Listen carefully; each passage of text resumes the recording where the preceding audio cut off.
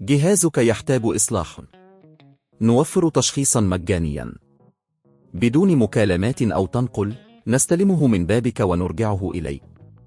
قبل الإصلاح نرسل عرض السعر ونكمل بس بعد موافقتك. بسيط وشفاف واحترافي. الرابط في الوصف. إذا كنت تواجه مشكلة في الشفط مع مكنسة كونغا 5290 فلا داعي للقلق، فإصلاح محرك الفرشاة أمر بسيط إذا اتبعت الخطوات التالية. قبل البدء يمكنك الاستفادة من خدمة التشخيص المجاني المتاحة، حيث سيقوم الفنيون بفحص الجهاز وتقديم تقرير عن حالته.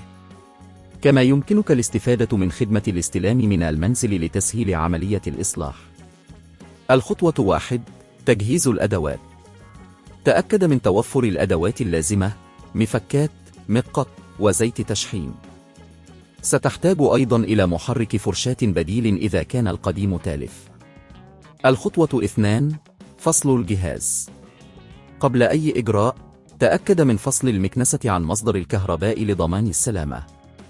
الخطوة 3: فتح الغطاء.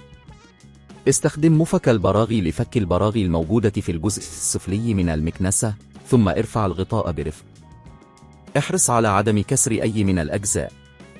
الخطوة 4: إزالة الفرشاة القديمة. بمجرد فتح الغطاء ابحث عن محرك الفرشاة. قم بفك الأسلاك المتصلة به باستخدام الملقط. ثم قم بإزالة الفرشاة القديمة بعناية. الخطوة 5: تركيب المحرك الجديد. خذ المحرك الجديد وضعه في المكان المخصص له. ثم قم بتوصيل الأسلاك بشكل صحيح، وتأكد من أن جميع التوصيلات محكمة. الخطوة 6: إعادة تجميع الجهاز. بعد تركيب المحرك الجديد أعد الغطاء إلى مكانه وثبته باستخدام البراغي التي قمت بفكها سابقا. الخطوة 7: اختبار الأداء. قم بتوصيل المكنسة بمصدر الكهرباء وتشغيلها لاختبار الأداء. تأكد من أن الشفط يعمل بشكل جيد وأن المحرك الجديد يعمل بكفاءة. إذا استمرت المشكلة يفضل الاتصال بخدمة العملاء للحصول على دعم إضافي. كما يوصى دائما بالاستفادة من خدمات التشخيص المجانية المتاحة، حيث يمكن للفنيين المحترفين مساعدتك في تحديد أي مشاكل إضافية. السعر قبل الإصلاح. قبل إجراء أي إصلاح تحقق من الأسعار المتاحة للمحرك الجديد وأي قطع غيار إضافية.